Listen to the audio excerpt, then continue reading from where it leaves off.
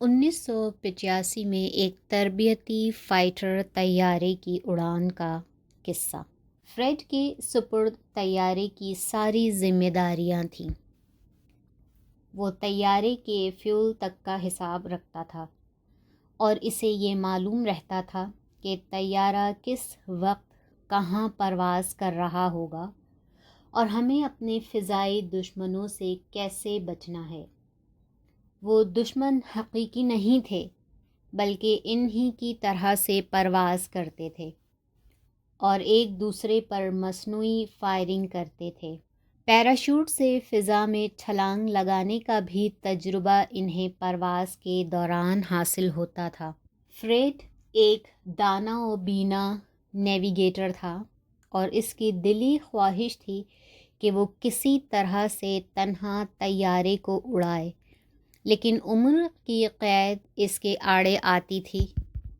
وہ 35 برس کا ہونے پر ہی پائلٹ کی سیٹ سنبھال سکتا تھا، تاہم وہ پائلٹ کی پیچھے والی نشست پر بیٹھ کر پینل پر نگاہ رکھتا تھا اور اسے معلوم تھا کہ کب اور کس وقت کون سا پرزہ کس مقصد کے تحت استعمال ہوتا ہے۔ گریگ اس وقت تھروٹل کو آگے کر رہا تھا جس سے طیارے کی نوک اٹھ رہی تھی اور وہ ایئر بیس گولڈن فیلڈ کی طرف بڑھ رہا تھا۔ اسے گریگ کی پشت دکھائی دے رہی تھی۔ وہ بھاری تن و توش کا آدمی تھا جس کا دماغ چست اور اعصاب مستعد تھے۔ وہ ناگہانی حالات میں گھبراہٹ کا شکار نہیں ہوتا تھا۔ تھوڑی دیر بعد وہ کنگ ماؤنٹین کے اوپر آ گئے۔ طیارہ اس وقت نچلی پرواز کر رہا تھا۔ اس وقت اس کی رفتار آواز کی رفتار سے قدرے کم تھی۔ پہاڑ کے اوپر ایک راج ہنس محو پرواز تھا اور قائیں قائیں کر رہا تھا، مگر وہ دونوں اس کے وجود سے لا علم تھے۔ وہ پرندہ 37 ملی میٹر کی توپ کے گولے کی رفتار سے طیارے کے ونڈ شیلڈ سے ٹکرا گیا۔ ایک دھماکہ ہوا اور شیشے کی لاتعداد کرچیں ہوا کے زور سے اندر آئیں اور پائلٹ کو لگیں۔ ان میں سے کئی کرچیں اس کے چہرے اور جسم کے کھلے حصوں میں پیوست ہو گئیں۔ ہوا کے دباؤ سے پائلٹ گر کر بے ہوش ہو گیا۔ اس کا جسم کرچیوں سے بری طرح زخمی ہو گیا تھا۔ وہ گہرے سانس لے رہا تھا اور اس کے چہرے پر مردنی چھائی ہوئی تھی۔ طیارے کی آواز تبدیل ہو گئی اور خطرہ پیدا ہو گیا کہ وہ پہاڑ کی کسی ابھری ہوئی چٹان سے نہ ٹکرا جائے۔ اگر ایسا ہو جاتا تو تباہی لازمی تھی اور پھر طیارے کو کوئی نہیں بچا سکتا تھا۔ چند سیکنڈ بعد ہی اسے جھٹکے لگنا شروع ہو گئے۔ نیویگیٹر فریڈ کو کوئی گزند نہیں پہنچی تھی، اس لیے کہ پائلٹ کی نشست کافی اونچی تھی۔ وہ اس کے پیچھے پوری طرح محفوظ تھا۔ دراصل طیارے کی ساخت کچھ ایسی تھی کہ اس کے بیٹھنے کی جگہ پائلٹ کے پینل سے جدا تھی۔ ابتدا میں جب ہوا کا جھونکا اندر داخل ہوا تھا تو اس کے ہیلمٹ پر پرندے کے خون کے چھینٹے آ کر لگے تھے۔ اس نے ان کی پرواہ نہ کرتے ہوئے تھروٹل کو پیچھے کی طرف کھینچا تو طیارے کی نوک اوپر کو اٹھ گئی، جس سے وہ کسی یقینی تصادم سے بچ گیا۔ فریڈ کا خواب اس کے سامنے تھا۔ اب وہ پائلٹ کی جگہ اس طیارے کو کنٹرول کر سکتا تھا، لیکن اس کے خوابوں کی تعبیر کتنی ہولناک تھی، اس کے بارے میں اس نے سوچا تک نہیں تھا۔ صورتحال ایسی تھی کہ طیارہ موت کے منہ میں جا رہا تھا اور اسے اپنی صلاحیتوں کا استعمال کر کے اسے تباہی سے بچانا تھا۔ اس نے ٹرانسمیٹر آن کر کے ایویشن ٹاور کو مدد کے لیے پکارنا شروع کر دیا۔ اس نے بتایا کہ ایک بڑے پرندے کے اسکرین سے ٹکرا جانے کی وجہ سے کاکپٹ میں تباہی پھیل گئی ہے۔ اس نے بتایا کہ ہم اس وقت گولڈن فیلڈ سے 265 درجے پر ہیں۔ ونڈ شیلڈ ٹوٹ جانے کے سبب تیز ہوا کے تھپیڑے اندر آ رہے تھے، جس سے گونج دار آواز پیدا ہو رہی تھی۔ فریڈ کو اپنی آواز خود سنائی نہیں دے رہی تھی۔ اس کی سمجھ میں نہیں آ رہا تھا کہ وہ کیا کہہ رہا ہے۔ ہوا کے زور پر کاکپٹ میں موجود چیزیں بھون کی شکل میں چکراتی پھر رہی تھیں، اس لیے صحیح طور پر دیکھنا دشوار ہو رہا تھا۔ فریڈ کو طیارہ کنٹرول کرنے میں کوئی دشواری پیش نہیں آ سکتی تھی، اس لیے کہ وہ سارے آلات جو پائلٹ کے پاس تھے، ان کے ڈپلیکیٹ اس کے چھوٹے سے پینل پر بھی موجود تھے۔ وہ نہایت سہولت سے ہنگامی لینڈنگ کر سکتا تھا، ہر چند کہ یہ اس کا پہلا موقع تھا اور اس سے بیشتر اس نے طیارہ کبھی کنٹرول نہیں کیا تھا۔ وہ جانتا تھا کہ اگر تھروٹل کو مزید پیچھے کھینچے گا تو طیارہ اگلے حصے سے اٹھ جائے گا اور اس کی رفتار میں کمی آ جائے گی۔ اس نے تھروٹل کو کھینچا تو طیارے کو جھٹکے لگنے لگے۔ اس نے ٹرانسمیٹر پر پھر مدد مانگی۔ طیارہ جب کچھ اوپر ہو گیا تو جھٹکے لگنا بند ہو گئے اور ہوا کے دباؤ میں بھی کمی واقع ہو گئی۔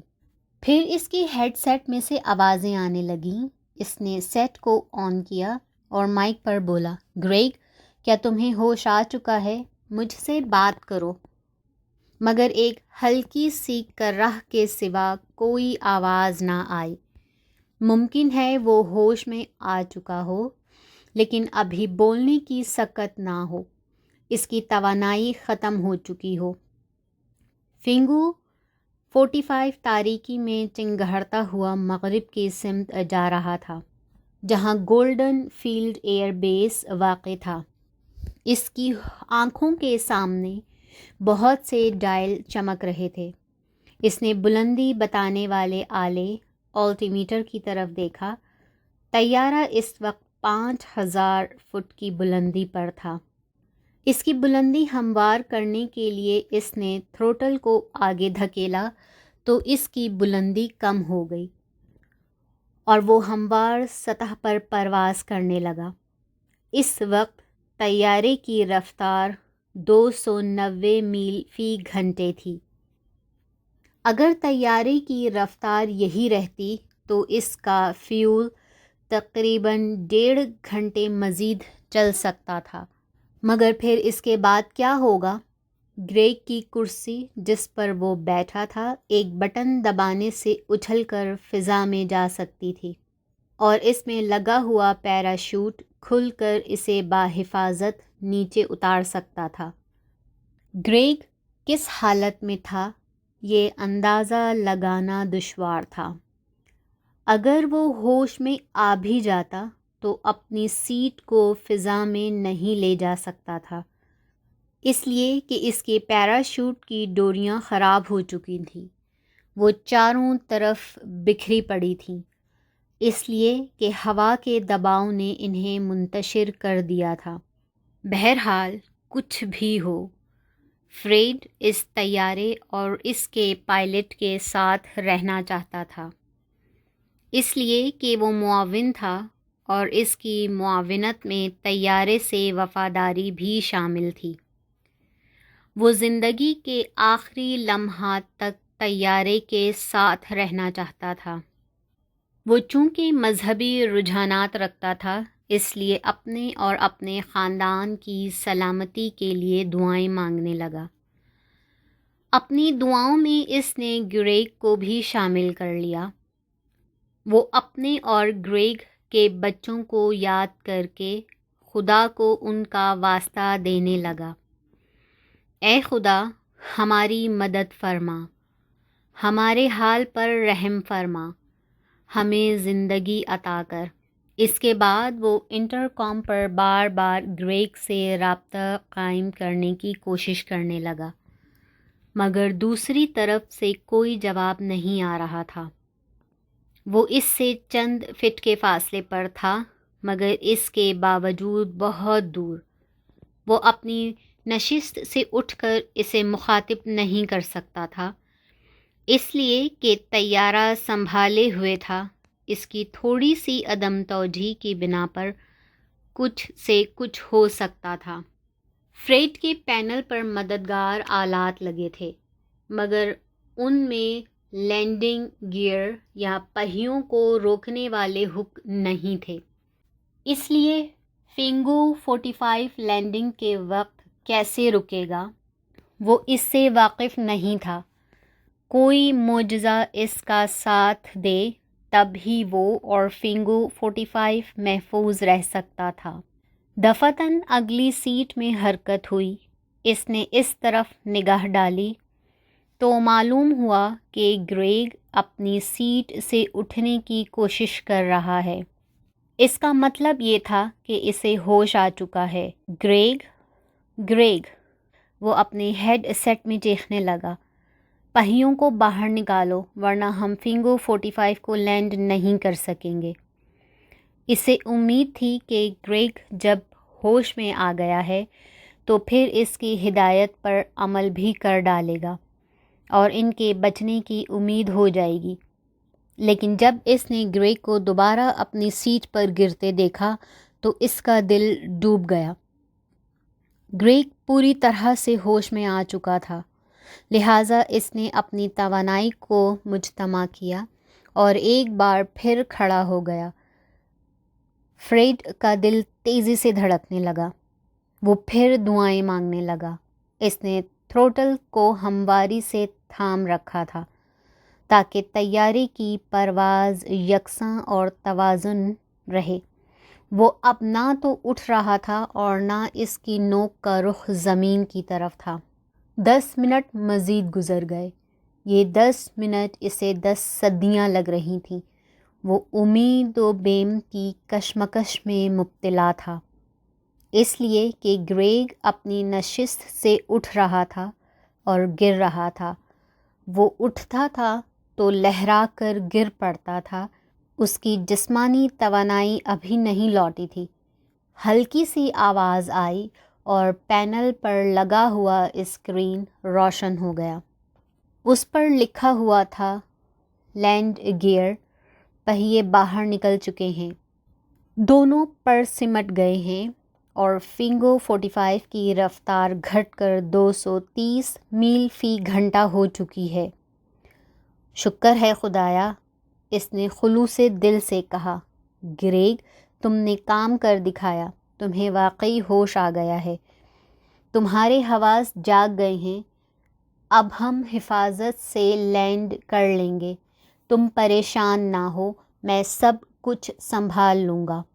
مگر گریگ کچھ نہیں سن رہا تھا۔ وہ بے ہوش ہو کر دوبارہ اپنی نشست پر گر چکا تھا۔ اس نے ہوش میں آنے پر اپنا کام کر دیا تھا، لیکن اس کے حواس ساتھ نہ دے سکے۔ فریڈ نے اندازہ لگایا کہ اسے اندرونی طور پر کوئی گہری چوٹ لگی ہے، اس لیے وہ خود پر قابو نہیں رکھ پا رہا ہے۔